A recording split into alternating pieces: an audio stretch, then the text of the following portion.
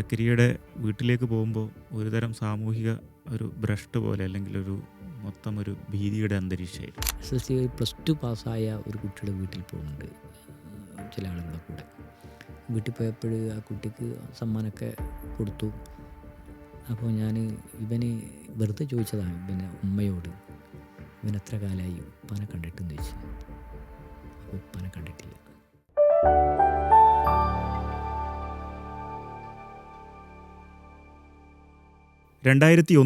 September 11 അമേരിക്കയിലെ world trade centre ആക്രമിക്കപ്പെട്ടു.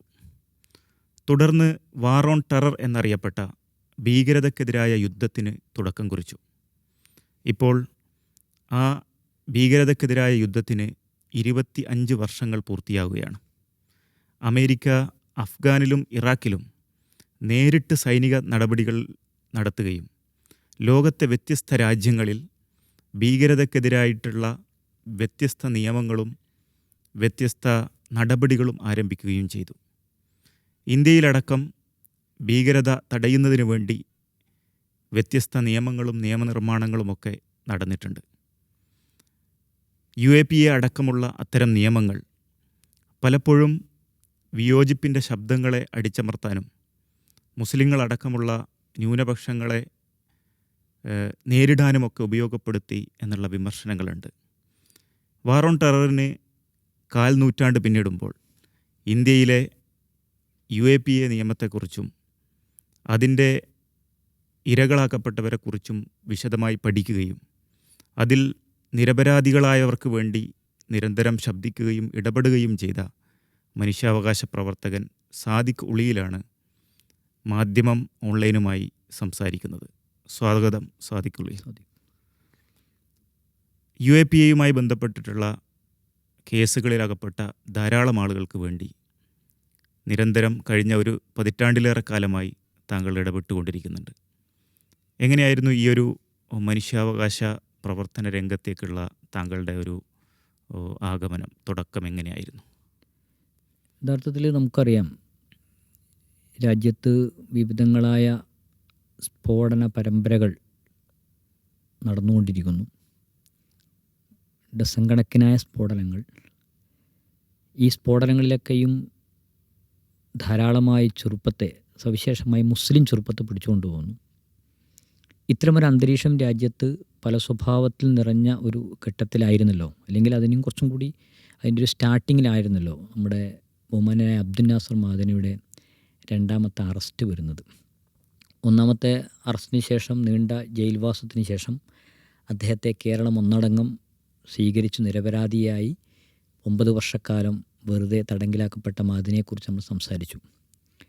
പെടുന്നതിനെയാണ് രണ്ടാം arrest, Bangalore ബ്ലാസ്റ്റുമായി ബന്ധപ്പെട്ടുകൊണ്ട് അദ്ദേഹത്തെ രണ്ടാമതും അറസ്റ്റ് ചെയ്യുന്നത്.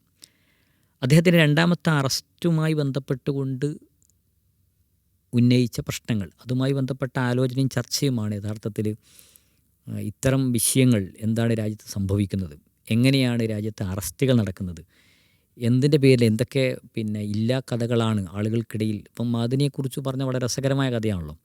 അദ്ദേഹം രാത്രി, അല്ലെങ്കിൽ ധാരാളം പോലീസുകാർക്ക് നടുവിൽ ജീവിച്ചുകൊണ്ടിരിക്കുന്ന മഅദനി, അദ്ദേഹം ഇങ്ങനെ ഒറ്റക്ക് കൂർഗിലെ ഒരു ഇഞ്ചിത്തോട്ടത്തിൽ പോകുന്നു. എന്നിട്ട് അവിടെ യോഗം നടക്കുന്നു. അപ്പോൾ സ്വാഭാവികമായിട്ടും അങ്ങനെ ഇഞ്ചിത്തോട്ടത്തിൽ യോഗത്തിൽ പോയിട്ടുണ്ടെങ്കിൽ അദ്ദേഹത്തിൻ്റെ കാവൽക്കാരായ പോലീസുകാരും കൂടി പ്രതികളാണ്. പക്ഷെ അതൊന്നുമല്ല. അപ്പം അങ്ങനെ ഒരു ചർച്ച. അപ്പോൾ അദ്ദേഹത്തിൻ്റെ രണ്ടാമത്തെ അറസ്റ്റിന് ശേഷം സോളിഡാരിറ്റിയുടെ നേതൃത്വത്തിൽ മറ്റുമൊക്കെയായി ഇവിടുത്തെ രാജ്യത്തെ മനുഷ്യാവകാശ പ്രവർത്തകരും മറ്റൊക്കെ ചേർന്നുകൊണ്ട് അദ്ദേഹത്തെ വിമോചനം ലക്ഷ്യം വെച്ചുകൊണ്ട് ജസ്റ്റിസ് ഫോർ മഅദനി ഫോറം എന്ന് പറയുന്ന ഒരു വേദിക്ക് രൂപം കൊടുക്കുന്നു. ബഹുമാനനായ സെബാസ്റ്റ്യൻ പോളായിരുന്നു അതിൻ്റെ ചെയർമാൻ. ബഹുമാനായ ഷഹീർ മൗലവി ആയിരുന്നു അതിൻ്റെ കൺവീനർമാരിൽ ഒരാൾ. അങ്ങനെ രാജ്യത്തെ വിവിധങ്ങളായ സംസ്ഥാനത്തെ ബാസുരേന്ദ്ര ബാബു സാറുണ്ട്. അങ്ങനെയുള്ള മനുഷ്യാവകാശ പ്രവർത്തകരും സാമൂഹ്യ പ്രവർത്തകരും ഒക്കെ മതപണ്ഡിതന്മാരൊക്കെ ആയ കുറേ ആളുകളെ ചേർന്നുകൊണ്ടാണ് ജസ്റ്റിസ് ഫോർ മഅദനി ഫോറം രൂപീകരിക്കുന്നത്. ആ ഫോറവുമായി ബന്ധപ്പെട്ട പ്രവർത്തനത്തിൻ്റെ ഭാഗമായിട്ട് ധാരാളം പരിപാടികൾ, മഅദനിയുടെ കേസും അതുപോലെ ബാംഗ്ലൂർ ബ്ലാസ്റ്റുമായി ബന്ധപ്പെട്ട വിവിധങ്ങളായ പരിപാടികൾ പല സ്വഭാവത്തിൽ സംഘടിപ്പിച്ചിട്ടുണ്ടായിരുന്നു. എനിക്ക് ഓർമ്മയുണ്ട്, ബാംഗ്ലൂരിൽ അന്ന് നടത്തിയ ബഹുമാനായ മരിച്ചുപോയ KP ശശിയേട്ടൻ്റെ നേതൃത്വത്തിൽ നടത്തിയ ഒരു ബാംഗ്ലൂരിൽ നടത്തിയൊരു മനുഷ്യാവകാശ പ്രവർത്തകരുടെ യോഗം ഉണ്ടായിരുന്നു. അത് പിന്നെ ഗൗരി ലങ്കേഷ് നമ്മുടെ മീറ്റിങ്ങിൽ പങ്കെടുക്കുകയും ഒരു പരിപാടിക്ക് ചെയർ ചെയ്യുകയും, ബഹുമാനപ്പെട്ട സുരേന്ദ്ര ബാബു ഉണ്ട്, സ്വാമി വിശ്വഭദ്രനാഥ ശക്തിബോധിയുണ്ട്, അതുപോലെ അഡ്വക്കേറ്റ് സെബാസ്റ്റ്യൻ പോളുണ്ട്, KP ശശിയേട്ടൻ, ഇങ്ങനെ കേരളത്തിലെയും മറ്റുമൊക്കെയായ ധാരാളം ആളുകളെ വെച്ചുകൊണ്ട് നടത്തിയ പരിപാടിയാണ്. അങ്ങനെ അദ്ദേഹത്തിൻ്റെ വിഷയവുമായി ബന്ധപ്പെട്ടുകൊണ്ട് രംഗത്തിറങ്ങിയപ്പോഴാണ് പലപ്പോഴായിട്ട് ജയിൽ സന്ദർശനം, ജസ്റ്റിസ് ഫോർ മദനി ഫോറത്തിൻ്റെ ഭാഗമായി, സോളിഡാരിറ്റിയുടെ ഭാഗമായിട്ടൊക്കെയും വന്ന് പിന്നെ ജയിലിലേക്ക് സന്ദർശിക്കേണ്ട സന്ദർഭങ്ങളുണ്ടായിരുന്നു. ആ സന്ദർശനമായിരുന്നു യഥാർത്ഥത്തിൽ ഇത്തരം കേസുകൾ അവിടെ അദ്ദേഹത്തിൻ്റെ കൂടെ സഹതടവുകാരായ ചിലരെ കാണുന്നു, അദ്ദേഹം തന്നെ ചിലരെ പരിചയപ്പെടുത്തുന്നു. യഥാർത്ഥത്തിൽ എന്നെ സംബന്ധിച്ചിടത്തോളം ഇത്തരം വിഷയങ്ങളിലേക്ക് നമ്മുടെ ഒരു സ്റ്റെപ്പ് എന്ന് പറയുന്നത് ബഹുമാന അബ്ദുൽ നാസർ മഅദനിയുടെ അദ്ദേഹത്തിൻ്റെ ആ കാഴ്ചയും കൂടിക്കാഴ്ചയൊക്കെ തന്നെയാണ് എന്ന് പറയാം. ഒരുപക്ഷെ നമ്മൾ നിങ്ങളടക്കമുള്ള ആളുകൾ വളരെ സജീവമായിട്ട് ഇടപെട്ടൊരു വിഷയമായിരുന്നു നമ്മുടെ പരപ്പനങ്ങാടി, അല്ലെങ്കിൽ ഇപ്പോഴും ഇടപെട്ടുകൊണ്ടിരിക്കുന്ന ഒരു വിഷയമാണ് പരപ്പനങ്ങാടി സക്കരിയയുടെ വിഷയം. 17 വർഷമായി അദ്ദേഹം വിചാരണ തടവുകാരനായി കഴിയുകയാണ്. ഒരുപക്ഷെ അദ്ദേഹത്തിന് മേൽ ചുമത്തപ്പെട്ട കുറ്റങ്ങളെല്ലാം തെളിയിക്കപ്പെട്ടാലും അദ്ദേഹം അത്രയും കാലം ജയിലിൽ കിടക്കേണ്ടി വരില്ല. അപ്പം ഒരുപക്ഷെ ഇന്ന് കേരളം വളരെ സജീവമായി ചർച്ച ചെയ്യുന്ന ഇത്തരമൊരു വിഷയങ്ങളിൽ ഒന്നുകൂടിയാണ് സക്കരിയയുടേത്. സക്കരിയയുടെ ഒരു വിഷയത്തിലൊക്കെ ഇടപെട്ട ആളെന്നുള്ള നിലയിൽ എന്താണ് സക്കരിയയുടെ വിഷയത്തിൽ സംഭവിച്ചത് എന്ന് പറയാമോ? യഥാർത്ഥത്തിൽ ഞാൻ പറഞ്ഞല്ലോ, മഅദനിയുമായി ബന്ധപ്പെട്ടുകൊണ്ട് അദ്ദേഹത്തിൻ്റെ ഈ കേസുമായി ബന്ധപ്പെട്ടുകൊണ്ട് അദ്ദേഹത്തിനുമായി ബന്ധപ്പെട്ട ജസ്റ്റിസ് ഫോർ മഅദനിയുമായി ബന്ധപ്പെട്ടുകൊണ്ട് ആ ഫോറവുമായി സോൾഡായിട്ടുള്ള ബന്ധം കൊണ്ട് ഇങ്ങനെ ഉണ്ടാക്കപ്പെട്ടൊരു ബന്ധമാണല്ലോ. എനിക്ക് തോന്നുന്നു അങ്ങനെ അതിനെക്കുറിച്ച് പറയുന്നതിനേക്കാൾ കൂടുതൽ ഞാൻ പറഞ്ഞല്ലോ, വ്യക്തിപരമായി പേഴ്സണലി ആ വിഷയത്തിലേക്ക് ഇടപെടുന്ന ഒരു ഘട്ടം എന്താണെന്ന് വെച്ചാൽ, മഅദനിയുടെ കേസിൽ തന്നെ ബന്ധപ്പെട്ട് നമ്മുടെ ഷാഹിനിയുമായി ബന്ധപ്പെട്ടും കൂടി സംഭവിക്കുന്നൊരു രംഗമുണ്ടായിരുന്നു. അപ്പോൾ മാധ്യമപ്രവർത്തകർ KK ഷാഹിന, നമുക്കറിയാം കേരളത്തിൽ അറിയപ്പെടുന്ന, നേരത്തെ തെഹൽക്കയുടെയും ഇപ്പൊക്കെ വർക്ക് ചെയ്തുകൊണ്ടിരിക്കുന്ന പ്രസൻറ്റ് അറിയപ്പെടുന്ന KK ഷാഹിന. KK ഷാഹിന യഥാർത്ഥത്തിൽ മഅദനി കേസുമായി ബന്ധപ്പെട്ടുകൊണ്ട് പിന്നെ UAPA ചുമത്തപ്പെട്ട ഒരു മാധ്യമപ്രവർത്തകയാണ്. അപ്പോൾ മഅദനി അവിടെ പോയി യോഗം നടത്തി എന്നാണല്ലോ പ്രചരിപ്പിക്കപ്പെട്ട, അല്ലെങ്കിൽ കൂർഗിൽ പോയി. യഥാർത്ഥത്തിൽ ഷാഹിൻ അന്ന് തെഹൽക്കയുടെ ഭാഗമായിട്ട് കൂർഗിലേക്ക് പോകുന്നുണ്ട്. കൂർഗിൽ പോയിട്ട് മഅദനിയെ കണ്ടു, ആ വിഷയത്തെ പിന്നെ അദ്ദേഹത്തെ കണ്ടു എന്ന് സാക്ഷികളായ ആളുകളുമായിട്ട് അവൾ ഒരു സ്പ്രിങ് ഓപ്പറേഷൻ നടത്തി കാര്യങ്ങൾ സംസാരിക്കും. അതിൻ്റെ പേരിൽ അവൾക്കെതിരെ UAPA ചുമത്തുന്നുണ്ട്. അവരെ സഹായിച്ച 2 പേരുടെ പേരിലും എന്നൊരു മാധ്യമപ്രവർത്തനത്തിൻ്റെ ഭാഗമായി പോയതാണ്. അങ്ങനെ ഒരു ഘട്ടം കഴിഞ്ഞപ്പോൾ പിന്നെ അവർക്ക് കോടതിയിൽ, അവരെ കേസുമായി ബന്ധപ്പെട്ട് കോടതിയിൽ പിന്നെ ഹാജരാവാൻ കഴിയുന്നില്ല. അവർക്കെതിരെ സംഘപരിവാർ ഭീഷണി മുഴക്കുന്നു. ഈ ഒരു ഘട്ടത്തിൽ കേസിൽ അവർക്ക് ജാമ്യം എടുക്കാൻ വേണ്ടിയിട്ട് ഷാഹിനയുടെ കൂടെ പിന്നെ കൂർഗിലേക്ക് യാത്ര പോയിട്ടുണ്ട്. അന്ന് ജിഷയുണ്ടായിരുന്നു, ജിഷയുടെ കൂടെ. അവർക്ക് ആവശ്യമായ കൊടകിൽ നിന്നാണോ സാക്ഷികൾ വേണ്ടത്, അല്ല പിന്നെ ജാമ്യക്കാർ വേണ്ടത്. അങ്ങനെ ജാമ്യക്കാരെ കിട്ടുന്നില്ല. അങ്ങനെ കൊടകിൽ നിന്ന് നമ്മുടെ സഹപ്രവർത്തകരുമായി ബന്ധപ്പെട്ടുകൊണ്ട് അവിടുന്ന് ജാമ്യക്കാരെ ആദ്യം കണ്ടെത്തും. ആദ്യത്തെ ജാമ്യക്കാർ അവരായിരുന്നു. അവരെ കണ്ടെത്തുന്നു, പിന്നെ അവിടെ പോകുന്നു. അവിടുത്തെ കേസുമായി ഒന്ന് ഭയങ്കര രസകരമായ സംഭവമാണ്. രാവിലെ ഞങ്ങൾ നേരത്തെ പിന്നെ അവിടെ എത്തുന്നുണ്ട്. പിന്നെ ചില പിന്നെ ചില ചാനലുകളും ഉണ്ടായിരുന്നു. അങ്ങനെ ഒരു 9 മണിയാകുമ്പോഴേക്ക് പിന്നെ കോടതിയുടെ വളപ്പ് മുഴുവനായിട്ടും സംഘപരിവാർ കൊണ്ട് നിറയാണ്. ഞാൻ കുറച്ച് കഴിഞ്ഞപ്പോൾ നമ്മൾ സാക്ഷികളായി കൊണ്ടുവന്നവരൊക്കെ മാറ്റി നിർത്തി അവരിങ്ങനെ ക്വസ്റ്റ്യൻ ചെയ്തുകൊണ്ടിരിക്കുന്നു. കൂടെ വന്ന ജിഷയെ ചോദ്യം ചെയ്തുകൊണ്ടിരിക്കുന്നു. അങ്ങനെ വല്ലാത്തൊരു അന്തരീക്ഷമായിരുന്നു. വ്യക്തിപരമായ ജീവിതം ഭയങ്കരമായി. അന്ന് വെങ്കടേഷായിരുന്നു വക്കീലും. അങ്ങനെ അവിടെ നിന്ന് നമ്മൾ ജാമ്യം എടുത്ത് പുറത്തു വരും. സംഘപരിവാർ തടയുന്നുണ്ട്. അന്ന് മീഡിയ വണ്ണിൻ്റെ ക്യാമറ ഒക്കെ തടയുന്നുണ്ട്, സംഘപരിവാർ പ്രശ്നമാക്കുന്നുണ്ട്. അങ്ങനെ അന്ന് മുതൽ ഞാൻ ഒരു പക്ഷേ ഇടപെട്ട ഒരു കേസ് എന്നുള്ളത്, പിന്നെ ഈ ഒരു വിഷയം വന്നപ്പോൾ അവരുടെ ജാമ്യവും അവരുമായി ബന്ധപ്പെട്ടുകൊണ്ട് ഇടപെടേണ്ടി വന്ന, അന്ന് ഷാഹിനെ സഹായിക്കേണ്ടി ഒരവസരം എനിക്കുണ്ടായിരുന്നു. ആ യാത്രയോടുകൂടി എനിക്ക് തോന്നിയൊരു സാധനം, അന്ന് യാത്രയിൽ യഥാർത്ഥത്തിൽ വെങ്കടേഷ് പറയുന്ന ചില കാര്യങ്ങളുണ്ട്. ഞാൻ പിന്നെ മറ്റു സന്ദർഭത്തിൽ പലരെക്കുറിച്ച് പറയുന്നുണ്ട്. വെങ്കടേഷിന് ആ കാലത്ത് ഇടപെട്ടൊരു വക്കീലാണ്. അപ്പോൾ പിന്നീട് ഇതേ സുപ്രഭാതത്തിലാണ് നമ്മൾ മഅദനിയെ കാണാൻ വേണ്ടി പോകുന്നുണ്ട്. അങ്ങനെ കാണാൻ വേണ്ടി പോയപ്പോഴാണ് മഅദനിയുടെ വീൽ ചെയർ ഇങ്ങനെ ഉരുട്ടി വന്ന ഒരു ചെറുപ്പക്കാരനായ, ഒരു 18 വയസ്സ് തികയുന്ന ഒരു ചെറുപ്പക്കാരനെ കാണുന്നത്.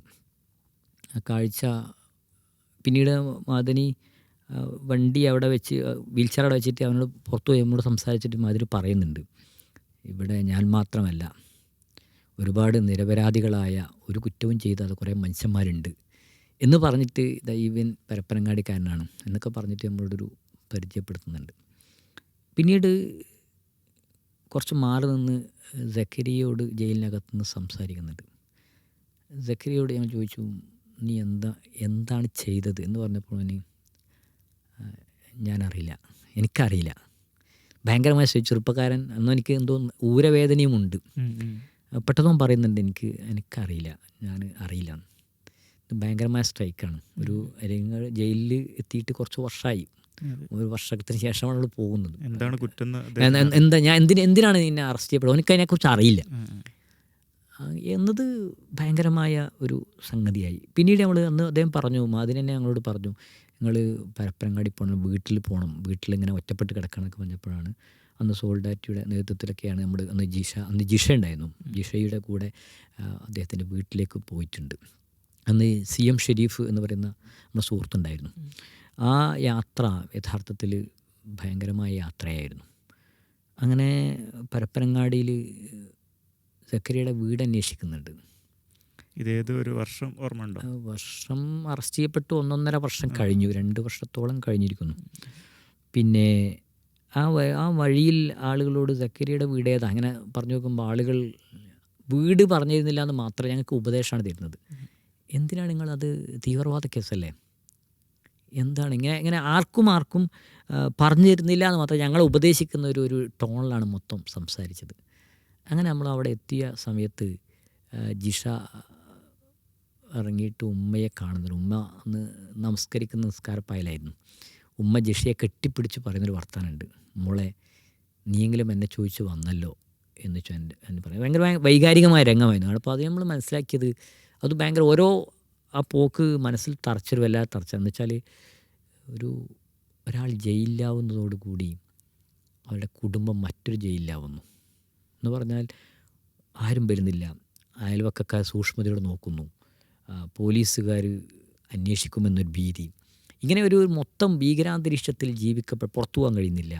അപ്പോൾ യഥാർത്ഥത്തിൽ സക്കരിയുടെ വീട്ടിലേക്ക് പോകുന്നതോടുകൂടി ഇത്തരം കേസുകളെക്കുറിച്ച്, ഈ കുടുംബം അനുഭവിക്കുന്ന വേദനയെക്കുറിച്ച്, ഇത്തരം കേസുകൾ സമൂഹത്തിലുണ്ടാക്കുന്ന ഇമ്പാക്റ്റുകളെക്കുറിച്ച്, ഈ രാജ്യത്തെ മാധ്യമങ്ങളും പോലീസും ഉണ്ടാക്കിക്കൊണ്ടിരിക്കുന്ന പൊതുബോധത്തിൻ്റെ ശക്തിയെക്കുറിച്ചൊക്കെ ആ സമയത്താണ് ബോധ്യപ്പെടുക. അപ്പോൾ അതങ്ങനെയാണ് ആ കേസിലേക്ക് ഇതിനകത്ത് ഇടപെടുന്നത്. സക്കരിയോട് ഒരുപക്ഷെ ഞാൻ എൻ്റെ ജീവിതത്തിൽ ഈ ധാരാളം കേസുകളുമായി ഇടപെടാൻ അവസരവും മറ്റൊക്കെ കിട്ടിയ ഞാൻ ഏറ്റവും കൂടുതൽ ഹൃദയത്തിൽ കൊണ്ടു നടന്നൊരു കേസുകളിലൊന്ന് സക്കരിയുടെ. അതിന് കാരണം സക്കരിയോടുള്ള ഭയങ്കരമായ ഇഷ്ടമാണ്. ആ ഇഷ്ടം 2 കാര്യമാണ്. സക്കരിയുമായി ബന്ധപ്പെട്ട് ഞാൻ പലരോടും സംസാരിക്കുമ്പോൾ പറയാറുണ്ട്, സക്കരിയോട് ഇഷ്ടം തോന്നുന്നത് ആദ്യഘട്ടം സക്കരിയ അറസ്റ്റ് ചെയ്തിട്ട് 2 ആഴ്ച കഴിഞ്ഞപ്പോൾ ഒരു മലയാളിയായ പോലീസ് ഉദ്യോഗസ്ഥൻ സക്കരിയെ സമീപിച്ച് പറയുന്നുണ്ട്, നിന്നെ വെറുതെ വിടാം, നിനക്ക് പരപ്പനങ്ങാടിയിലൊരു മൊബൈൽ ഷോപ്പ് ഇട്ട് തരാം, നീ ഞങ്ങൾക്ക് പരപ്പനങ്ങാടിയിലെ മുസ്ലിം സംഘടനയെക്കുറിച്ച് വിവരം തന്നാൽ മതി. എപ്പോഴാണ് പറയുന്നത്? അറസ്റ്റ് ചെയ്ത് 2 ആഴ്ച കഴിഞ്ഞപ്പോൾ ഒരു പോലീസ് ഉദ്യോഗസ്ഥൻ സക്കരിയോട് പറഞ്ഞു. സക്കരിയ നമ്മളോട് പങ്കുവച്ചതാണ്. അപ്പോൾ സക്കരിയ അതിന് നിന്നില്ല എന്ന് പറഞ്ഞാൽ, അങ്ങനെ ഒരു കളവ് പറഞ്ഞ് ഈ സമുദായത്തെ ഒറ്റിക്കൊടുത്ത് ഞാനൊക്കെ അങ്ങനെ പുറത്തു പോവേണ്ടതില്ല എന്ന ചെറിയ കുട്ടിയുടെ മനസ്സിലെ വലിയ ബോധം, ഇത് ഭയങ്കരമായ മനസ്സിൽ തറച്ച കാര്യമാണ്. പിന്നീട് എനിക്ക് ജീവിതത്തിൽ 2ാമതൊരു അവസരം കൂടി ഉണ്ടായിട്ടുണ്ട് സക്കരിയ ആ ഒരു സ്വഭാവത്തിൽ എൻഗേജ് ചെയ്യുന്നതിൽ. ഒരു കേസിൻ്റെ ഒരു 10 വർഷം കഴിഞ്ഞപ്പോൾ അന്നത്തെ സോളിഡാരിറ്റി പ്രസിഡൻ്റിൻ്റെ കൂടെ ജയിലിൽ പോയിരുന്നു. അവർ എല്ലാവരും കൂടി നിർബന്ധിച്ചപ്പോൾ ഞങ്ങളന്ന് പോയപ്പോഴെല്ലാം മുഴുവൻ ആളുകളുണ്ടായിരുന്നു, ഒരുമിച്ച് കണ്ടു. അവരൊരു പ്രതിസന്ധിയിലായിരുന്നു. കാരണം കേസ് 10 വർഷത്തോളമായി, കേസ് കഴിയാത്തൊരു ഘട്ടത്തിൽ, ഈ ഘട്ടത്തിൽ അവരുടെ അന്നത്തെ പോലീസ് ഉദ്യോഗസ്ഥൻ ഓങ്കാരയുടെ നേതൃത്വത്തിൽ അവരെ സമീപിച്ച് ഇവരുടെ മുഴുവനോടും സംസാരിച്ച് ഇവരോട് പറയുന്നുണ്ട്, നിങ്ങളെ വെറുതെ വിടാം, എല്ലാവരെയും വെറുതെ വിടാം, നിങ്ങൾ നല്ല വീട്ടിലായി ജീവിച്ചാൽ മതി, നിങ്ങൾ കുറ്റം സമ്മതിക്കണം. അപ്പോൾ അവരെന്ത് ചെയ്യും എന്ന 10 വർഷം കഴിഞ്ഞു, ഈ ഒരു ഘട്ടത്തിലാണ് ഈ ഒരു പ്രശ്നം അവർ പങ്കുവെക്കാനാണ് ജയിലിനകത്ത്. അപ്പം ഞങ്ങളന്ന് അവരോട് സംസാരിച്ചു. അപ്പോൾ അവർ പറയുന്നുണ്ട്, അവരെ മുഖത്ത് നോക്കിയിട്ടൊന്നും പറയാൻ തോന്നിയില്ല. യഥാർത്ഥത്തിൽ ഇതിലെ നിരപരാധികൾക്ക് വേണ്ടി നിരന്തരം ശബ്ദിച്ചു കൊണ്ടിരിക്കുന്ന കേരളത്തിൽ അത്തരം അതിനുവേണ്ടി ഒരുപാട്, ഇപ്പോൾ കേരളത്തിലെ മുഴുവൻ ജില്ലകളിലും മനുഷ്യാവകാശ പ്രവർത്തകരുടെ കൂട്ടായ്മകൾ, മനുഷ്യാവകാശ പ്രവർത്തകരുടെ സംഗമങ്ങൾ, ഇങ്ങനെ വലിയ മനുഷ്യാവകാശ സമ്മേളനങ്ങൾ നടത്തിക്കൊണ്ടിരിക്കുന്ന കാലമാണ്. അപ്പോഴാണ്, പക്ഷെ അവരെ മുഖത്ത് നോക്കിയിട്ടൊന്നും പറയാൻ കഴിയില്ല. അവർ പറയുന്നുണ്ട്, ഞങ്ങളുടെ ഉപ്പ മരിച്ചു, കണ്ടിട്ടില്ല. ഉമ്മ മരിച്ചു, കണ്ടിട്ടില്ല. ഭാര്യയെ കാണാതെ വർഷങ്ങളായി, മക്കളെ കണ്ടിട്ടില്ല. ഇനിയെങ്കിലും അല്പകാലം ജീവിക്കട്ടെ എന്ന് പറഞ്ഞിട്ടാണ് പറഞ്ഞത്. ഞാൻ അവരോട് അന്ന് സംസാരിച്ച് കുറേ ആളോട് പറഞ്ഞ് നമുക്കൊരു 6 മാസം കൂടി നോക്കാം, 6 മാസം കൂടി കഴിയാം. അപ്പോഴും സക്കരിയ പറഞ്ഞ വർത്താനുണ്ട്, ഞാനില്ല, ഞാൻ അങ്ങനെ കളവ് പറഞ്ഞിട്ട് കുറ്റം സമ്മതിച്ച് വരാൻ ഞാനില്ല. ഇതെൻ്റെ മനസ്സിൽ സക്കരിയയെക്കുറിച്ചുള്ള ഇഷ്ടം ഭയങ്കരമായി വർദ്ധിപ്പിച്ചു. എന്ന് വെച്ചാൽ അങ്ങനെ കളവ് പറഞ്ഞിട്ട് അങ്ങനെ ഒരു കളവ് എന്നങ്ങ് പറയാൻ പറ്റുമെന്ന് ഞാൻ അറിയില്ല, പക്ഷെ അങ്ങനെ ഉണ്ടല്ലോ അതിൻ്റെ ഒരു ധീരത. അതാണ് യഥാർത്ഥത്തിൽ അന്ന് 2 ആഴ്ച മുമ്പ് എനിക്ക് ഇറങ്ങുകയാണെങ്കിൽ 17 വർഷം, ഒരു 17 വർഷത്തെക്കുറിച്ച് ആലോചിച്ച് നോക്കട്ടെ. 17 വയസ്സിൽ പോവുകയാണ്. എന്നുവെച്ചാൽ ജീവിതത്തിലെ കല്യാണം, വിവാഹം, മക്കൾ, ഇങ്ങനെ കുടുംബം, ഇങ്ങനെ ഒരു ഏറ്റവും പ്രധാനപ്പെട്ട വർഷമാണല്ലോ കടന്നു പോകുന്നു. അതാണ് യഥാർത്ഥത്തിൽ സക്കരിയയുടെ ഇഷ്യൂവിൽ കാര്യമായിട്ട് ഇടപെടാനും മറ്റുമൊക്കെ സാധിച്ചത്. അതിൽ ഇപ്പം നിങ്ങൾ പറഞ്ഞതുപോലെ സക്കരിയയുടെ വീട്ടിലേക്ക് പോകുമ്പോൾ ഒരുതരം സാമൂഹിക ഒരു ഭ്രഷ്ട് പോലെ, അല്ലെങ്കിൽ മൊത്തം ഒരു ഭീതിയുടെ അന്തരീക്ഷമായിരുന്നു. ഇപ്പോൾ ആ ഒരു അന്തരീക്ഷം ഞാൻ മനസ്സിലാക്കിയെടുത്തോളം കുറേയേറെ മാറി, സമൂഹത്തിൻ്റെ ഒക്കെ ഒരു പിന്തുണ കുടുംബത്തിനൊക്കെ കിട്ടുന്ന രീതിയിലേക്ക് മാറിയിട്ടുണ്ട്. അപ്പോൾ എന്തൊക്കെ ഇടപെടലുകളായിരിക്കും അതിന് സഹായകമായിട്ടുള്ളത് എന്നാണ് നിങ്ങൾ ഓർമ്മിക്കുന്നത്?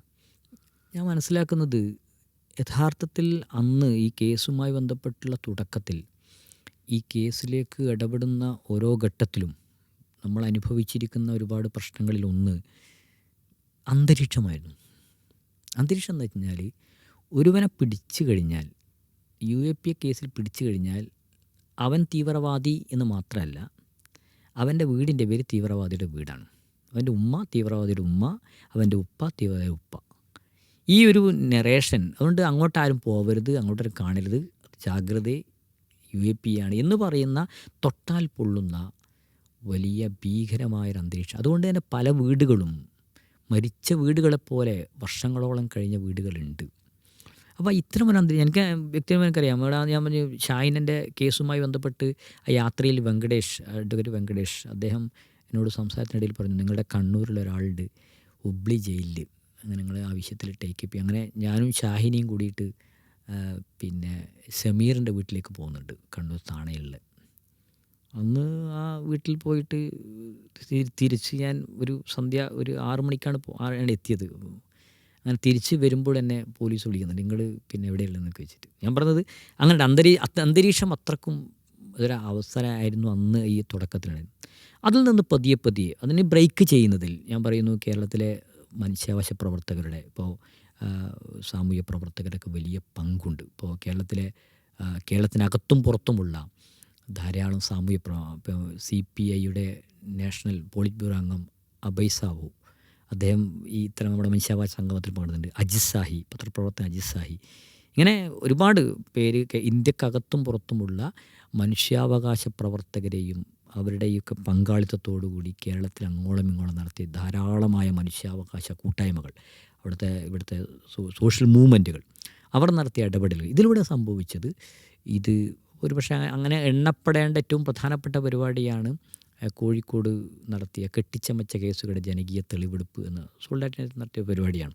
പക്ഷേ അന്ന് ആ പരിപാടിയിൽ പങ്കെടുത്ത ഒരു സഹോദരി എന്നോട് പറഞ്ഞിട്ടുണ്ട്, ഇപ്പോൾ കേസിൽപ്പെട്ട ഒരാളുടെ കുടുംബാനോട് പറഞ്ഞിട്ടുണ്ട്, അന്നാണ് എനിക്ക് മനസ്സിൽ നിന്നൊരു ഭാരം ഇറങ്ങിക്കിട്ടിയത്. എൻ്റെ ശബ്ദം കേൾക്കാൻ, എനിക്ക് പറയാനുള്ള കേൾക്കാൻ ഇവിടെ ആളുണ്ടല്ലോ എന്ന് തോന്നിയത്. അത്ര വലിയൊരു പരിപാടിയായിരുന്നു. കേരളത്തിലെ, ഇന്ത്യയിലെ തന്നെ അറിയപ്പെടുന്ന മനുഷ്യാവകാശ പ്രവർത്തകരും ഒക്കെ പങ്കെടുത്ത വലിയ, അതിൽ നമ്മൾ KP ശശിയെ പ്രത്യേകം ഓർക്കുകയാണ് ആ പരിപാടിയുമായി ബന്ധപ്പെട്ടൊക്കെയും. അപ്പോൾ ജിഷ, അതൊക്കെ സായന്തനം വലിയ പരിപാടിയാണ്. അപ്പോൾ ആ പരിപാടിയോടുകൂടി ഉണ്ടായ ഒരു മാറ്റം എന്താണെന്ന് വെച്ചാൽ UAPയെ കുറിച്ച് സംസാരിക്കാം. ഇത് കേരളത്തിലെ പോലീസും പത്രങ്ങളും പറയുന്നതിനപ്പുറം ചില കഥകളുണ്ട്, ചില യാഥാർത്ഥ്യങ്ങളുണ്ട്. അങ്ങനെ ഒരു യാഥാർത്ഥ്യത്തെക്കുറിച്ചുള്ള സത്യസന്ധമായ കാര്യങ്ങളുണ്ട് എന്ന് പറയുന്ന ഒരു സാധനം കേരളത്തിൽ ഉണ്ടാക്കപ്പെടുന്നതിൽ ഇവിടുത്തെ സാമൂഹിക ആക്ടിവിസ്റ്റ് മൂവ്മെൻ്റുകളുടെയൊക്കെ സജീവമായ പങ്കാളിത്തം ഉണ്ട്. വലിയ മാറ്റമാണ് എന്ന് പറഞ്ഞാൽ ഒരാൾ പിടിച്ചു കൊണ്ടുപോയാൽ തീവ്രവാദിയുടെ വീടാണ്, ഭീകരവാദിയുടെ വീടാണ് എന്ന് പറഞ്ഞ് മാറ്റി നിർത്തുന്നതിൽ നിന്നപ്പുറം കുറച്ചും കൂടിയൊക്കെ ഞാൻ ഫുള്ള് മാറി ഞാൻ ഇപ്പം വിശ്വസിക്കുന്നില്ല. എന്ന് പറഞ്ഞാൽ അതിലും ഇപ്പം മാദനി ഇഷ്യൂ എന്ന് പറയുന്ന ഒന്ന് ടേക്കപ്പ് ചെയ്ത പോലെ കേരളത്തിലെ ഒരുപാട് ആളുകളുടെ ഇഷ്യൂ ടേക്കപ്പ് ചെയ്യാൻ കഴിയുന്നില്ല. അതിലും പ്രശ്നങ്ങളുണ്ട്. അറിയാനോ മനസ്സിലാക്കാനോ പരിശ്രമിക്കുന്നില്ല.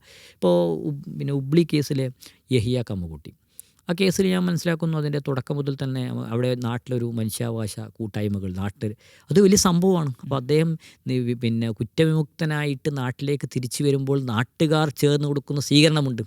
ഇത് ഉണ്ടാക്കിയൊരു വലിയ മാറ്റമാണ്. അങ്ങനെ മാറ്റം. പക്ഷെ നേരെ മറിച്ച് എനിക്ക് തോന്നുന്നത് കണ്ണൂരിലുള്ള ഷറഫുദ്ദീൻ അതിൻ്റെ തിക്താനുഭവമാണ് ഇങ്ങനെ ഉണ്ടാക്കാൻ ശ്രമിച്ചതിൻ്റെ ഈ സ്വഭാവം. ഇപ്പോൾ സക്കരിയുമായി ബന്ധപ്പെട്ടുകൊണ്ട് സക്കരിയ ആക്ഷൻ ഫോറം എന്നൊരു കമ്മിറ്റി ഉണ്ട് അവിടെ, ഷിഫ ഒക്കെ നേതൃത്വത്തിൽ കൂടുന്ന ആ നാട്ടിലെ വ്യാപാരി സുഹൃത്തുക്കളിൽ നിന്നൊരു കമ്മിറ്റി ഉണ്ട്.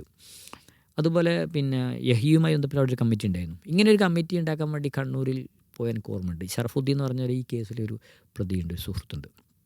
അദ്ദേഹം എന്താണ് പിന്നെ അദ്ദേഹത്തിന് ഓട്ടോ ഡ്രൈവറാണ്, ഒരു ഗുഡ്സ് ഓട്ടോ ഓടിക്കുന്നത്. അപ്പോൾ അദ്ദേഹം എന്നോട് പറയുന്നത്, ഞാനിങ്ങനെ ഓട്ടോ ഓടിക്കുന്നു ചോദിച്ചു, ഒരാൾ ട്രിപ്പ് വിളിച്ചു, ഇതാണ് ഞാൻ ചെയ്ത തെറ്റ്. ഈ കേസിൽപ്പെട്ട ഒരു പ്രതി അദ്ദേഹത്തിൻ്റെ ഓട്ടോറിക്ഷ പിടിച്ചു.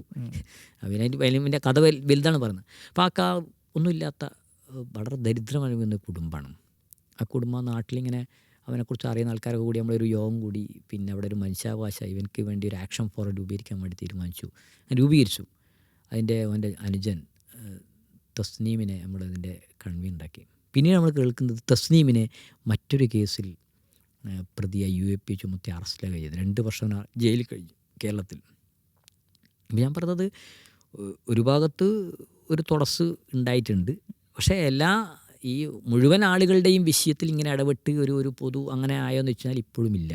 അതിൻ്റെ ഏറ്റവും വലിയ അനുഭവം എന്താണെന്ന് വെച്ച് കഴിഞ്ഞാൽ ഞാൻ കഴിഞ്ഞ തൊട്ട് മുമ്പത്തെ ഞാൻ പല സ്ഥലത്തും പറഞ്ഞിട്ടുണ്ടത്. മുമ്പത്തെ ഈ SSLC ഈ കുട്ടികളുടെ കുടുംബങ്ങളിൽ ആരും പോവാറില്ല. ഇപ്പോഴും കുടുംബങ്ങളുടെ വീട്ടിലാരും പോവാറില്ല. പലപ്പോഴും നല്ല സന്തോഷ വേളകളിലൊക്കെ ഞങ്ങളിങ്ങനെ പോവാറുണ്ട്. അപ്പോൾ ഇവരെ പല കുട്ടികളും SSLC പാസ്സായപ്പോൾ ഇവരൊക്കെ അനുഭവിക്കുന്ന മാനസിക സംഘർഷം നമുക്ക് അറിയാലോ. അപ്പോൾ കുട്ടികളിങ്ങനെ SSLC +2 പാസ്സായ ഒരു കുട്ടിയുടെ വീട്ടിൽ പോകുന്നുണ്ട് ചില ആളുകളുടെ കൂടെ. വീട്ടിൽ പോയപ്പോൾ ആ കുട്ടിക്ക് സമ്മാനമൊക്കെ കൊടുത്തു. അപ്പോൾ ഇവന് വെറുതെ ചോദിച്ചതാണ് പിന്നെ ഉമ്മയോട്, ഇവൻ എത്ര കാലമായി ഉപ്പാനെ കണ്ടിട്ടെന്ന് ചോദിച്ച്. അപ്പോൾ ഉപ്പാനെ കണ്ടിട്ടില്ല, ജീവിതത്തിൽ കണ്ടിട്ടില്ല. അപ്പം പലരും പലതും പറയും. എന്തുകൊണ്ട് ചില വീടുകളിൽ പോയിട്ട് കാണാൻ പൂതിയുണ്ട് പക്ഷേ പോകാൻ പൈസയില്ല എന്ന് പറഞ്ഞ വീടുകളുണ്ട്. ഇത് ഈ ഒരു മനസ്സിലാണോ എന്നറിയാൻ വേണ്ടി ചോദിച്ചപ്പം പറഞ്ഞ്, ഇല്ല, ഇവന് 6 മാസം ഗർഭിണിയായപ്പോഴാണ് ഇവൻ്റെ ഉപ്പാനെ പിടിച്ചുകൊണ്ട് പോയത്. ഞാൻ ഇവനോട് പറഞ്ഞുകൊണ്ടിരിക്കുന്നത് വാപ്പ ഗൾഫിലാണെന്നാണ്. ഞാൻ എൻ്റെ പക്ഷേ ഇത്തരം വിഷയങ്ങളിലേക്ക് ഇടപെടുമ്പോൾ നമ്മൾ ഈ കുടുംബത്തെ നമ്മുടെ പൊതുസമൂഹം മനസ്സിലാക്കേണ്ട ഏറ്റവും പ്രധാനപ്പെട്ട കാര്യം, നമ്മൾ പലപ്പോഴും കേസിൻ്റെ മറ്റൊക്കെ അപ്പുറം ഇതിനേക്കാൾ അവരനുഭവിക്കുന്നതിനേക്കാൾ അനുഭവിക്കുന്ന ഒരു വലിയ സമൂഹം വേറെയുണ്ട്. വലിയ വിഷയമാണല്ലോ അവരുടെ മക്കൾ, ഭാര്യ, കുടുംബം. ആരും ആലോചിക്കാറില്ല. ഞാൻ മനസ്സിലാക്കുന്ന അങ്ങനെ ആലോചിക്കാറെന്ന് പറഞ്ഞാൽ അവരുടെയും പലപ്പോഴും പലരെക്കുറിച്ച് അറിയുന്നതെന്ന് എനിക്കറിയാം. 10-17 കൊല്ലം ഒരു ഉമ്മ മകനോട് വാപ്പ ഗൾഫിലാണ് എന്ന് പറഞ്ഞ് അങ്ങനെ കുട്ടി അങ്ങനെ വിശ്വസിച്ചതിനൊക്കപ്പുറം അങ്ങനെ പറയേണ്ടി വരുന്ന അവസ്ഥയെക്കുറിച്ച് ഇങ്ങനെ ആലോചിച്ച് നോക്കിയട്ടെ. ഇത് വല്ലാത്ത അവസ്ഥയാണ്. ഇങ്ങനെ അവസ്ഥ ഇപ്പോൾ ഉണ്ട്. ഞാൻ കഴിഞ്ഞ ദിവസം പിന്നെ ഇതേപോലെ വേറൊരു കുട്ടിയുടെ വിദ്യാഭ്യാസവുമായി ബന്ധപ്പെട്ടുകൊണ്ട് കുട്ടികളുടെ വിദ്യാഭ്യാസം അങ്ങനെ ഞാൻ വെറുതെ കുട്ടി അറിയുന്നപ്പോൾ ഞാൻ വിചാരിച്ചു, അപ്പോൾ കുട്ടികൾ വീട്ടിൽ സ്കൂളിൽ പറയുന്നതാ വാപ്പ ഗൾഫിലാണെന്നാണ്. എൻ്റെ വാപ്പ ജയിലിലാണ്, UAP എന്ന് പറയാൻ കഴിയുന്നില്ല. ഇതൊരു കുട്ടിക്കറിയാം ഞാൻ പറയുന്നത് കളവാണ്, കുട്ടികൾ കാണാൻ പോകുന്ന കളവാണ്. പക്ഷേ അപ്പോൾ കുട്ടി അറിഞ്ഞുകൊണ്ട് വാപ്പയെക്കുറിച്ച് കളവ് പറയേണ്ട ഒരു മാനസികാവസ്ഥയെക്കുറിച്ച് ഇനിയും സമൂഹം ചർച്ച ചെയ്യണമെന്ന് ഞാൻ പറയാം. ഇത് വലിയ സംഗതിയാണ്. ഇത് ഞാൻ മനസ്സിലാക്കുന്നത്, ഞാൻ പറയാൻ എൻ്റെ ഒരു ആഗ്രഹം എന്താണെന്ന് വെച്ചാൽ UAPയെക്കുറിച്ച് ചർച്ച ചെയ്യണം. അതിൽപ്പെട്ട ആളുകളെക്കുറിച്ച് ചെയ്യണം. ഇതോടെ തന്നെ ചർച്ച ചെയ്യേണ്ടതാണ് ഇതിലൂടെ തകർന്നു പോയ കുടുംബത്തെക്കുറിച്ച്. ധാരാളം എനിക്കറിയാം ഒരു ഘട്ടത്തിൽ ജയിലിൽ നിന്ന് പലരുടെയും വിവാഹവും കുടുംബവുമായ വിഷയത്തിലൊക്കെ ഇടപെടാൻ അവസരം ഉണ്ടായിട്ടുണ്ട്, ഇടേണ്ടി വന്നിട്ടുണ്ട്. ഒരു ഘട്ടത്തിൽ ഒരു സുഹൃത്തിൻ്റെ വിവാഹമോചനം വർഷങ്ങളായി കാത്തു നിൽക്കുന്നു. അങ്ങനെ വിവാഹമോചനം ആ കടലാസും കൊണ്ട് അങ്ങോട്ടും ഇങ്ങോട്ടും ഒപ്പുവാങ്ങി പോകേണ്ട ഒരു അവസ്ഥ ഉണ്ടായിട്ടുണ്ട്. ഒരു ഘട്ടത്തിൽ എനിക്ക് അതിനേക്കാൾ എൻ്റെ സ്ട്രൈക്ക് ചെയ്തൊരു കേസ്, ഈ കേസിൽപ്പെട്ട ഒരു സുഹൃത്ത്, അവൻ ഒരു ജയിലിൽ പോയപ്പോൾ ഒരു ദിവസം എന്നെ സ്വകാര്യയിൽ വിളിച്ചിട്ട് പറഞ്ഞു, ഞാനിങ്ങനെ ഭാര്യയോട് പറഞ്ഞു, ഇനി നീ വേറെ കല്യാണം കഴിച്ചോ, ഇനി എൻ്റെ മോചനം പ്രതീക്ഷയില്ല. അതുകൊണ്ട് ഇതാ ഒരു കടലാസ് എൻ്റെ പടക്കി തന്നെ ഇതങ്ങ് കൊടുത്തേ. ഇത് ഞാൻ പറഞ്ഞല്ലോ, ഇത് പഠിക്കേണ്ടൊരു സാധനമാണ്. എന്ന് പറഞ്ഞാൽ ഇങ്ങനെ കുടുംബം, ദാരിദ്ര്യം പല വീടുകളിൽ എനിക്കറിയാം. ഇപ്പം അവരുടെ വിദ്യാഭ്യാസപരമായിട്ട് ചില സംഘടനകളുടെയൊക്കെ സഹായത്തോടു കൂടി അവരുടെ വിദ്യാഭ്യാസ പ്രശ്നത്തിൽ, ഒരു കുടുംബ പ്രശ്നത്തിലൊക്കെ വീട് ഒന്നും ഉണ്ടാവില്ലല്ലോ. പലപ്പോഴും ഇങ്ങനെ അറസ്റ്റ് ചെയ്യപ്പെടുന്ന പലരും കുടുംബത്തെ ഏറ്റവും ദരിദ്ര കുടുംബങ്ങളിലാണ് പലരും. ഇനി ഉള്ളവർ പോലും തന്നെ പലരും വിറ്റ് കേസ് നടത്തി പാപ്പരായ ആളുകളുണ്ട്. വീട് ഇപ്പോൾ എനിക്കറിയുന്നൊരു അത്യാവശ്യം പൈസ ഉള്ള ടീം വീടൊക്കെ വിറ്റിപ്പോൾ വാടകയ്ക്കാണ് താമസം. കേസ് നടത്തിയിട്ട് വിറ്റതാണ്, അറിയാം എനിക്ക്. അപ്പോൾ ഈ ഒരു അവസ്ഥ ഉണ്ട്. ഞാൻ പറഞ്ഞ സാമൂഹ്യമായിട്ട് ഒരു വെളിച്ചം കിട്ടിയോയെന്ന് വെച്ച് കഴിഞ്ഞാൽ മുമ്പത്തേതിനേക്കാൾ ചില വെളിച്ചങ്ങൾ ഉണ്ടാക്കാൻ കഴിഞ്ഞിട്ടുണ്ട്. പക്ഷേ ഇപ്പോഴും ആ വിഷയത്തിൽ സമൂഹത്തിൻ്റെ കണ്ണ് തുറക്കേണ്ട ഒരുപാട് സന്ദർഭങ്ങളും ഘട്ടങ്ങളുണ്ട്. സമൂഹം ഇപ്പോഴും അതിൻ്റെ കാര്യത്തിൽ അത്ര ഗൗരവത്തിൽ കാണുന്നില്ല. ഒരു വിഷയം തന്നെയാണല്ലോ. എന്തിൻ്റെ പേരിലാണ് പിടിച്ചുകൊണ്ട് പോകപ്പെട്ടത്? ഇതാണ് ചോദ്യം. എന്തിൻ്റെ പേരിലാണ്? അല്ലെങ്കിലും നമ്മൾ ഇവരെ വിഷയത്തിൽ നിന്നും ഇടപെടേണ്ടതില്ല. സത്യസന്ധമാവാം എല്ലാത്തിലും. ഇവർ ചെയ്ത കുറ്റം ചെയ്തെന്താണ്? ആ കുറ്റം തെളിയിക്കട്ടെ, ശിക്ഷിക്കട്ടെ. ഇത് കുറ്റം തെളിയിക്കുന്നില്ല, ശിക്ഷിക്കുന്നില്ല, വിധി പറയുന്നില്ല. വിധി പറയാതെ 10-17 കൊല്ലം. ഇനി ഈ കേസിനെ കുറിച്ച് തന്നെ പലരും കുറിച്ച് പറയുന്നത്, ഈ കേസിൽ പലർക്കുടെ ശിക്ഷ എന്ന് പറഞ്ഞാൽ 3 കൊല്ലം, 4 കൊല്ലം, 5 കൊല്ലം, 6 കൊല്ലം കഠിന തടവാണ്. അതിൻ്റെ ഇരട്ടി 3 ഇരട്ടി ശിക്ഷ അനുഭവിച്ചു. സുപ്രീം കോടതിയിൽ ഒരു അബ്ദുൽ നാസർ മാദിയുടെ കേസുമായി ബന്ധപ്പെട്ട് ഒരിക്കൽ പറഞ്ഞു, ഒരു കേസ് 4 മാസം കൊണ്ട് തീർക്കണം എന്നിട്ട് ഏകദേശം 4 വർഷം കൊണ്ട് തീർക്കുന്ന 4 മാസം കൊണ്ട് തീർക്കാൻ വേണ്ടി ഏകദേശം ഒരു 10 വർഷം കഴിഞ്ഞ് 12 വർഷം കഴിഞ്ഞു. അപ്പോൾ ഈ സ്വഭാവത്തിൽ കേസ് തീരുന്നില്ല. അപ്പോൾ സമൂഹത്തെ സംബന്ധിച്ചിടത്തോളം അവർ ഭീകരവാദി ഇപ്പോഴും എന്താ സംഭവിക്കുക? എനിക്കതിൻ്റെ വ്യക്തിപരമായ അനുഭവം, ഞാനിപ്പോൾ അടുത്ത് മരിച്ചല്ലോ നമ്മുടെ ഖാദർക്ക, ജയിലിൽ നിന്ന് മരിച്ച ഖാദർക്ക. ഖാദർക്കയെ ഓർക്കും വല്ലാണ്ട് മനസ്സ് വേദനിക്കും. കാരണം ഏറ്റവും ഒടുവിൽ ഈ കേസ് കുറേ കാലമായി, ഇപ്പം കഴിഞ്ഞ കുറച്ച് കാലമായി കുറച്ചധികം സ്പീഡിൽ നടക്കുകയാണ്. കേസ് അവസാന ഘട്ടത്തിലാണ്, വിധി പറയാവുന്ന അവസ്ഥയിൽ എത്തിയിരുന്നു. ഇപ്പം വീണ്ടും അതിൻ്റെ സാധ്യതകൾ മങ്ങിയിട്ടുണ്ട്. പക്ഷേ അതിൻ്റെ അവസാനം എത്തിയ ഘട്ടത്തിൽ കഴിഞ്ഞ റമദാനിന് മുമ്പ് നമ്മുടെ കേരളത്തിലെ മനുഷ്യാവകാശ പ്രവർത്തകരൊക്കെ കൂടെ സോൾഡാറ്റി ഭാരവാഹി സംസ്ഥാന പ്രസിഡന്റ് തോഫീക്കും ഷബീറും ഇസ്മായിലൊക്കെ കൂടെ ഞാൻ കഴിഞ്ഞ റമദാനിൻ്റെ തുടക്കത്തിൽ പോയിരുന്നു. അപ്പോൾ അതിന് വിരുദ്ധമായി എല്ലാവരും വളരെ ഹാപ്പിയിലാണ്. കാരണം കേസ് കഴിയാൻ പോവാണ്. കേസ് കഴിയാമെന്ന് മാത്രമല്ല, കേസിൻ്റെ നാൾക്കുനാൾ അവർ അറിഞ്ഞിരുന്നു. ഓരോ ഘട്ടം അവരിങ്ങ് പൊളിഞ്ഞു പോവാണ്. ഇല്ലാത്ത കേസ്, കെട്ടിച്ചമച്ച കേസ്, മുഴുവൻ സാക്ഷികളും ഒന്നും പറയുന്നില്ല. ഇങ്ങനെ ഈ ഒരു അവസ്ഥയിൽ സമ്പൂർണ്ണമായി നാട്ടിലേക്ക് തിരിച്ചു വരുന്ന സ്വപ്നം കണ്ടിരിക്കുന്ന ഈ ഘട്ടത്തിൽ കൂർഗിലുള്ള അബ്ദുൽ ഖാദർ സാഹിബ്, അദ്ദേഹത്തെ അങ്ങനെയൊന്നും കാണാറില്ല. പലപ്പോഴും അങ്ങനെ മുമ്പിൽ വരാറില്ല. ചില സമയങ്ങളിൽ ആരെങ്കിലും കൂടെ ഉള്ളവരാണ് ഉപര പ്രശ്നങ്ങളൊക്കെ പറയാറ്. ഏറ്റവും അവസാനം പോയപ്പോൾ അദ്ദേഹം എന്നെ കുത്തിപ്പിടിച്ചിട്ട് പറഞ്ഞു, നമുക്ക് നാട്ടിൽ നിന്ന് കാണാം. അത് ഭയങ്കര സ്ട്രൈക്കാണ്. അദ്ദേഹം പിന്നീട് കുറച്ച് ദിവസം അദ്ദേഹത്തിൻ്റെ മകൻ, അതിന് കേസുമായി ബന്ധപ്പെട്ട അഡ്വക്കേറ്റ് റഹ്മാൻ ആണ് എന്നെ ആദ്യം അറിയിക്കുന്നത്. പിന്നീട് മകനും വിളിച്ചു പറഞ്ഞു, വാപ്പ മരിച്ചു. യഥാർത്ഥത്തിൽ ഇതൊരു വലിയ പ്രശ്നമാണ്. ആ മരണം മരിച്ചു, എങ്ങനെ മരിച്ചതിനെ കുറിച്ചൊക്കെ അദ്ദേഹത്തിന് നേരത്തെ എനിക്കറിയാം. അദ്ദേഹത്തിന് ഷുഗർ രോഗിയാണ്, അദ്ദേഹത്തിൻ്റെ വിരൽ കട്ട് ചെയ്തിട്ടുണ്ട്. പക്ഷെ അപ്പോഴൊന്നും മതിയായ ചികിത്സ കൊടുക്കാൻ, ഇതും ഈ മരണത്തെക്കുറിച്ചും എല്ലാവരും പറയുന്നത് മതിയായ ചികിത്സ കൊടുത്തില്ല. 2 പ്രാവശ്യം അവർ കോടതിക്ക് മുമ്പിൽ, ജഡ്ജിന് മുമ്പിൽ പറഞ്ഞു, ഈ ഓൺലൈനിൽ പറഞ്ഞവർ ഇത് മാരകമാണ്, ചികിത്സയില്ല എന്നൊക്കെ പറഞ്ഞപ്പോഴും മൈൻഡ് ചെയ്യാതെ യഥാർത്ഥത്തിൽ അദ്ദേഹത്തെ കൊല്ലുകയാണ് ചെയ്തത്. അങ്ങനെ പറയേണ്ടി വരും. അങ്ങനെ അദ്ദേഹത്തിൻ്റെ ബോഡിയുമായി വന്നിട്ട് പിന്നെ വല്ലാത്തൊരവസ്ഥയാണ് ബോഡി. കാരണം 17 കൊല്ലത്തിന് മുമ്പ് പോയതാണ്. അതിനിടയ്ക്ക് 2 തവണയായിട്ട് വന്ന് അദ്ദേഹം ചെറിയ വീട്ടിലാണ് അദ്ദേഹത്തിൻ്റെ ആദ്യത്തെ വീട് ഞാൻ പോയ എനിക്കറിയാം, ചെറിയ ചെറ്റക്കുടിൽ പോലത്തെ വീടായിരുന്നു, ചെറിയ മക്കൾ. ഇപ്പം 17 കൊല്ലത്തിന് ശേഷം ആ വീട് പല പല ഇതും കൊണ്ട് അദ്ദേഹത്തിൻ്റെ വീടൊക്കെ നന്നാക്കി. അങ്ങനെ അദ്ദേഹത്തിൻ്റെ ബോഡി അവിടെ കൊണ്ടുപോയി. ഭയങ്കര രാത്രിയാണ്, നല്ല മഴയുണ്ട്, രാത്രി പാതിരാക്കാണ് വന്നത്. നിറച്ചും പോലീസുകാരുണ്ട്, മഫ്തിയിലും മറ്റൊക്കെ, ഫുൾ ക്യാമറയിലാണ്. ഒരു ഭീകരാന്തരീക്ഷം മൊത്തം അവിടെ ഉണ്ട്. അങ്ങനെ ബോഡി അവിടെ വെച്ചു, മൊത്തം കരച്ചിലും ചിലക്കായിരുന്നു. ബോഡി വന്ന് പെട്ടെന്ന് ബോഡിങ് എടുത്തപ്പോൾ മകൻ ഉള്ളിൽ നിന്ന് മകൻ പുറത്തായിരുന്നു. പെട്ടെന്ന് മകൻ പുറത്തുനിന്ന് ബോഡി എടുക്കല്ല, എൻ്റെ വാപ്പ കുറച്ച് സമയം കൂടി അവിടെ കിടക്കട്ടെ, വാപ്പ പുതിയ വീട്ടിൽ വന്നിട്ടില്ലല്ലോ എന്നും പറഞ്ഞ്. അത് കഴിഞ്ഞ് മയ്യത്തൊക്കെ മറമാടി, രാത്രി മറമാടിയാൽ പോരാൻ നോക്കുമ്പോൾ ഞാൻ മോനെ വിളിച്ച് പോട്ടെ എന്ന് ചോദിച്ചപ്പം മോൻ പറഞ്ഞ് വക്കീലിന് റഹ്മാനോട് ചോദിക്കുന്നുണ്ട്, എനിക്കൊരു കടലാസ് വേണമായിരുന്നു. എന്ത് കടലാസ്? വാപ്പ നിരപരാധിയാണ് എന്ന് പറഞ്ഞൊരു കടലാസ്. അങ്ങനെയാണ് ചോദിക്കുന്നത്. ഇനി വാപ്പാൻ്റെ അവസ്ഥ എന്തായിരിക്കും? റഹ്മാൻ സ്വാഭാവികമായിട്ട് പറഞ്ഞു, എന്ത് വാപ്പനെ അന്നോൺ എന്ന സ്വഭാവത്തിലാണ് ഉണ്ടാകുക, എനിക്കൊരു കടലാസ് വേണം, വാപ്പ നിരപരാധിയാണ്, കുറ്റം ചെയ്തിട്ടില്ല എന്ന് എനിക്കെൻ്റെ നാട്ടുകാരോടും എൻ്റെ കുടുംബക്കാരോടും എല്ലാവരോടും പറയുന്നൊരു കടലാസ് വേണം. ഇത് ആ മകൻ്റെ ഒരു ആഗ്രഹമാണ്, വാപ്പ നിരപരാധിയാണ് എന്ന് പറയുന്നത്. ഞാൻ സൂചിപ്പിച്ചു വന്നത് അങ്ങനെ ഒരു അവസ്ഥ എന്ന് വെച്ചാൽ നിരപരാധിയാണ്, ഇത് വലിയൊരു ആഗ്രഹമാണ്. ഈ മുഴുവൻ ആളുകളും നിരപരാധിയായി, ഇതാണ് സക്കരിയ ആലോചിച്ചത്, നിരപരാധിയായിട്ട് തിരിച്ചു വരണം. ഞാൻ ചെയ്യാതെ കുറ്റത്തിൽ നഷ്ടപ്പെട്ടു പോയതിനെക്കുറിച്ചപ്പുറം ചെയ്യാതെ കുറ്റം പിടിച്ചുകൊണ്ട് എന്നെ നിരപരാധിയ നാട്ടിലേക്ക് വരണമെന്ന് പറയുന്ന ഒരാഗ്രഹമാണ്. പക്ഷെ അങ്ങനെ ഒരു ആഗ്രഹവും അത്രയും അതിനോട് നമ്മളെന്ത് നമുക്കെന്ത് 17 കൊല്ലം എൻ്റെ നാട്ടിൽ നിന്ന് ഒരാളെ പിടിച്ചുകൊണ്ട് ഞാനെന്ത് സമീപനം സ്വീകരിക്കുന്നു, സമൂഹം എന്ത് സ്വീകരിക്കുന്നു, ഇപ്പോൾ ഞാൻ മനസ്സിലാക്കുന്നില്ല. ഒരു പക്ഷേ അതിനെക്കുറിച്ച് ആളുകൾക്കറിയാം, ഒരു പബ്ലിക് ഫിയർ. സക്കരിയെക്കുറിച്ചും കുറച്ചും കൂടി ആളുകൾക്കറിയാം. എത്ര ആൾ സമീറുണ്ട്, ജലീൽക്കുണ്ട്. ജലീൽക്കാന്ന് വെച്ചാൽ വളരെ ഇതിൽ ഏറ്റവും വേറെ പല കേസിൽ ഒന്നാമത്തേക്കുണ്ടായിരുന്നു. ഷറഫുദ്ദീനുണ്ട് കൊണ്ടോട്ടിയിലുള്ള.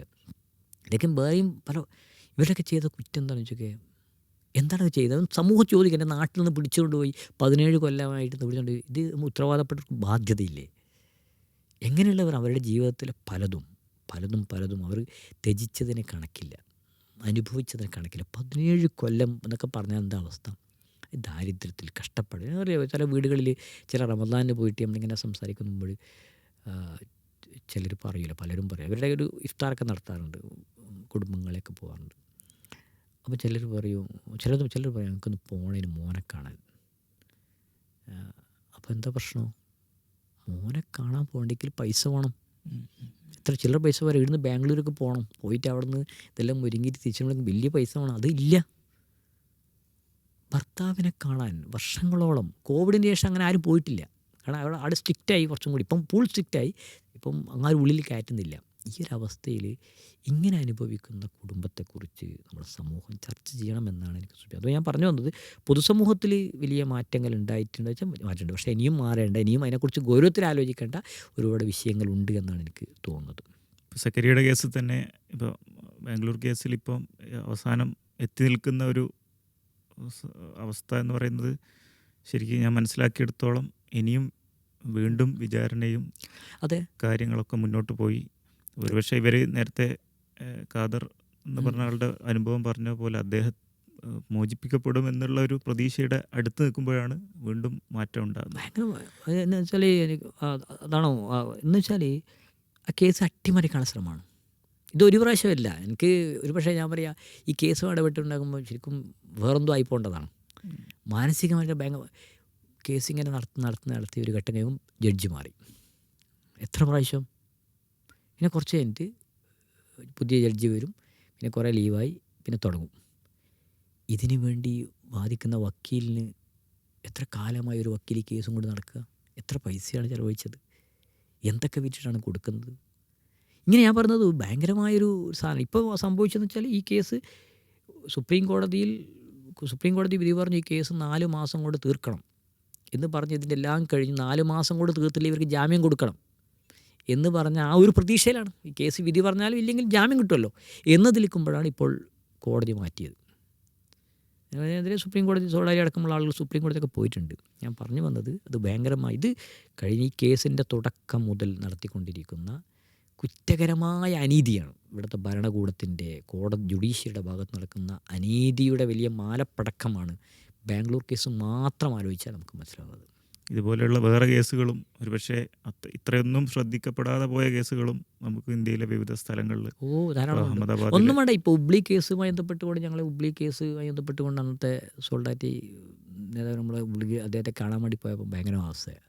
ആ കേസിൽ അറസ്റ്റിലായവരൊക്കെ നല്ല എഡ്യൂക്കേറ്റഡ് ആയിരുന്നു. ഡോക്ടർമാർ, എഞ്ചിനീയർമാർ, ഹൈ പ്രൊഫഷണൽസ്, വലിയ ശമ്പളം വാങ്ങുന്ന ഹൈ പ്രൊഫഷണൽ ആയിരുന്നു. എന്താ കേസ്? ഇവിടെ മക്ക മസ്ജിദും മാലേഗാവും സംജോത എക്സ്പ്രസും മുംബൈ സ്ഫോടനവും ഒക്കെ നൂറുകണക്കിനായ ആളുകൾ കൊല ചെയ്യപ്പെട്ട, എന്നിട്ട് അതിൻ്റെയൊക്കെ പ്രതികളൊക്കെ മാറി കിട്ടിയല്ലേ. അത് ഈ കേസ് നടന്നിട്ടില്ല, ഹുബ്ലി സ്ഫോടനം നടന്നില്ല, സ്ഫോടനത്തെക്കുറിച്ച് ആലോചിച്ചു എന്നതിൻ്റെ പേരിൽ ജയിലിൽ കിടന്ന യഹിയാണ് നമ്മുടെ മുക്കത്തുള്ളത്.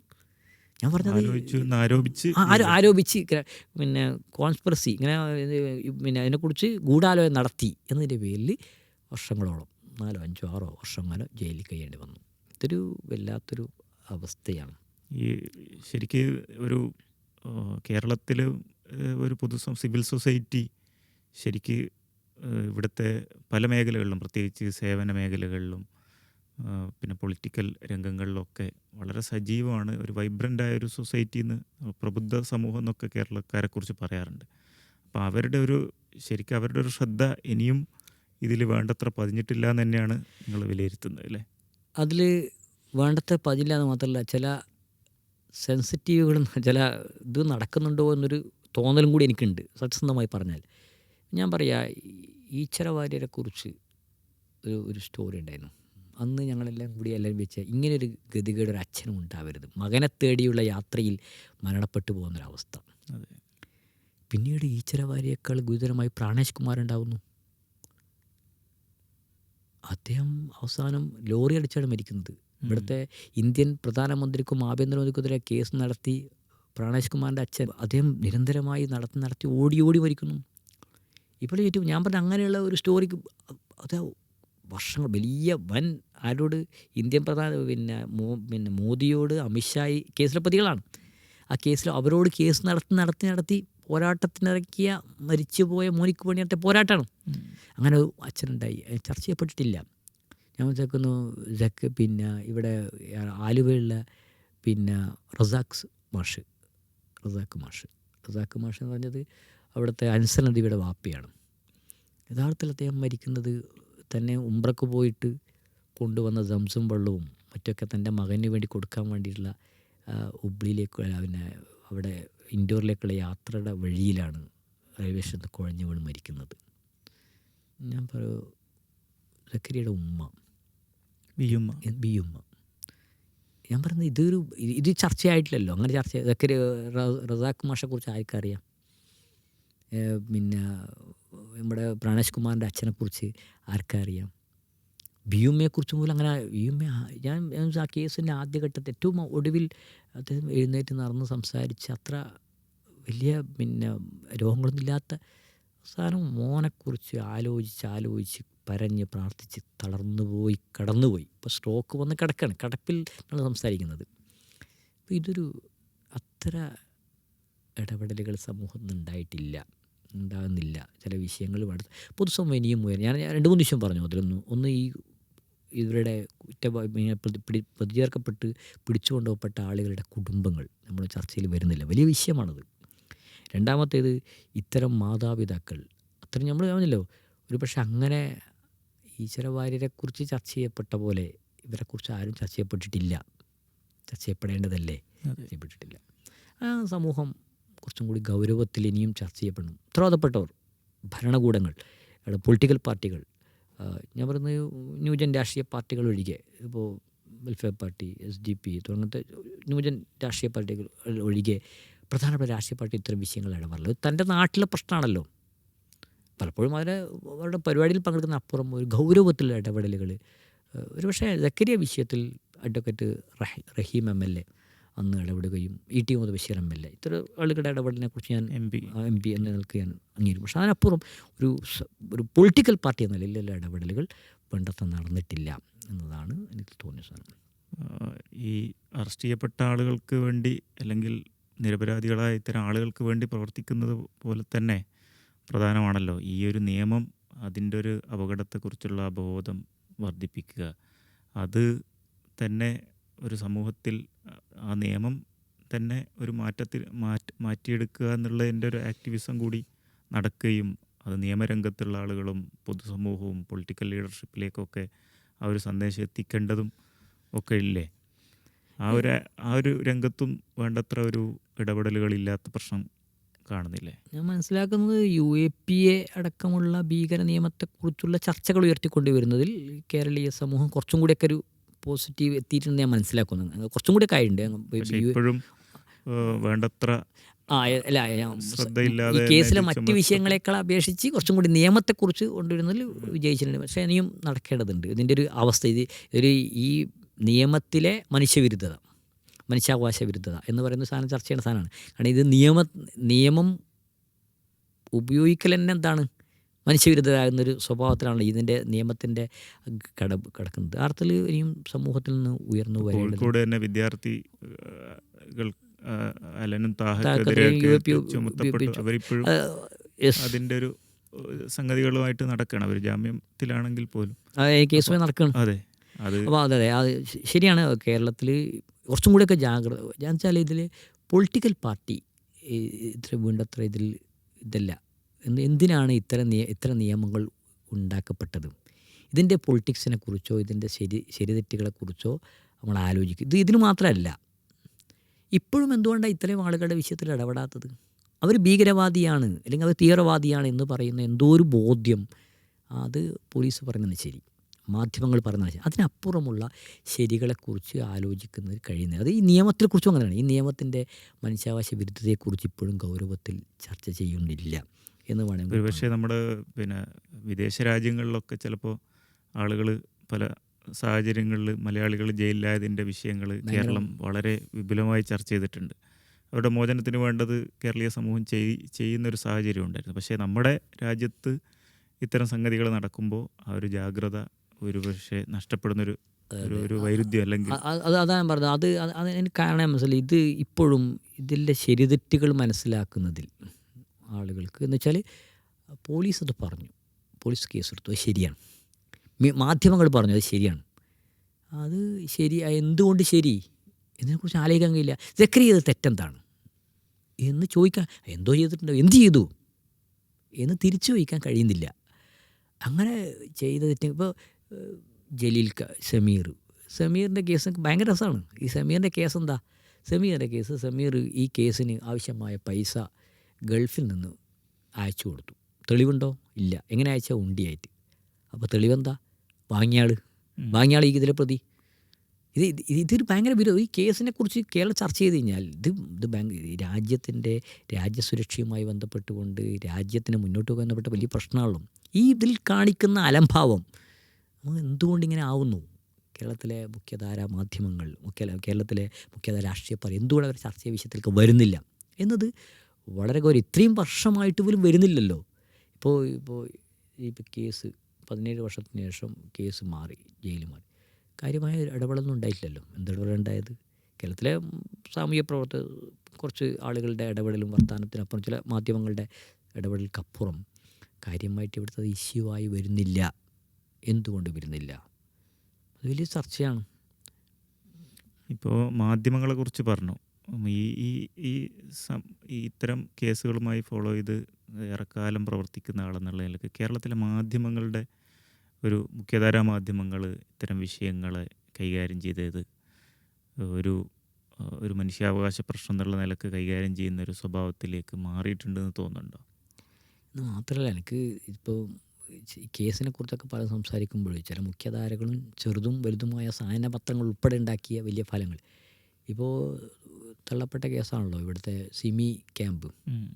എന്താണ് മറ്റേ പാനായിക്കുളം കേസുമായി ബന്ധപ്പെട്ടുകൊണ്ട് മാധ്യമങ്ങൾ ഇവിടുത്തെ മുത്തശ്ശി പത്രങ്ങൾ പ്രചരിപ്പിച്ച കഥ എന്താണ്? ആ കഥയുടെ ഫലമായിട്ട് നഷ്ടപ്പെട്ടു പോയ ഇന്ത്യയിലെ ഉയർന്ന ഒരു കമ്പനിയിൽ നിന്ന് ജോലി രാജിവെക്കേണ്ടി വന്ന സക്കറിയുടെ റാസിഖിൻ്റെ വൈഫുണ്ട്. ഇപ്പോൾ സമീറിനെ കുറിച്ച്, സമീർ അറസ്റ്റ് ചെയ്യപ്പെടുന്നത് ഒരു ജനുവരി റിപ്പബ്ലിക് ഡേൻ്റെ തലേന്നാണ്. അപ്പോൾ റിപ്പബ്ലിക് തലേന്ന് അന്ന് വൈകുന്നേരം ഇറങ്ങുന്ന ഒരു സായാഹ്ന പത്രത്തിൽ, കണ്ണൂരിലെ സായാഹ്ന പത്രത്തിൽ വാർത്ത വരുന്നു, റിപ്പബ്ലിക് ഡേക്ക് ബോംബ് വെക്കാൻ വന്ന പ്രതി പിടിയിൽ, റിപ്പബ്ലിക് ഡേക്ക് ബോംബ് വെക്കാൻ വന്ന പ്രതി പിടിയിൽ എന്ന് മറ്റൊരു വാർത്ത വരികയാണ്. ടി വിയിൽ കാണിക്കുകയാണ് അന്നത്തെ വാർത്തയിൽ, അന്നത്തെ ചാനലുകളിൽ കാണിക്കുക എന്താണ് ഒരു തോക്ക, അതെങ്ങനെ അദ്ദേഹം വന്നിട്ട് 2 ദിവസമായി 2-3 ദിവസമായി ഇവിടെ പിടിച്ചോണ്ടായിട്ട് ജയിലിൽ ഇവിടെ പിടിച്ചോണ്ട് വാർത്ത വരികയാണ്. എന്തേ പിന്നെ റിപ്പബ്ലിക് ബോംബ് വെക്കാൻ വന്ന പ്രതി പിടിയിൽ. അദ്ദേഹം ടിക്കറ്റ് എടുത്തു കൊടുത്തത് ഇവിടുത്തെ പോലീസുകാരാണ്, അവിടുന്ന് കയറ്റി അടിച്ചത് പോലീസാണ്, വന്നത് പോലീസ് അപ്പോൾ ഇങ്ങനെ ഈ സാധനത്തെ പരമാവധി.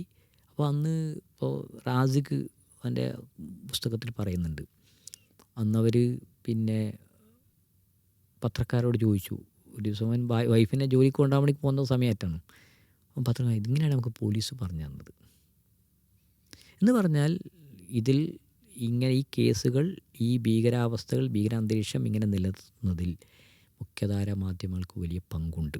മാറ്റം വന്നോന്ന് ചോദിച്ചു കഴിഞ്ഞാൽ ചെറിയ സ്വഭാവത്തിൽ മാറ്റങ്ങൾ വന്നുകൊണ്ടിരിക്കുന്നു എന്ന തോന്നൽ തോന്നിയിട്ടുണ്ട് എന്ന് മാത്രമേ എനിക്ക് പറയാൻ കഴിയുള്ളൂ. ഇപ്പോഴും രാജ്യത്ത് പലയിടത്തും ഇതുപോലെയുള്ള സംഭവങ്ങൾ റിപ്പോർട്ട് ചെയ്യപ്പെടുന്നു.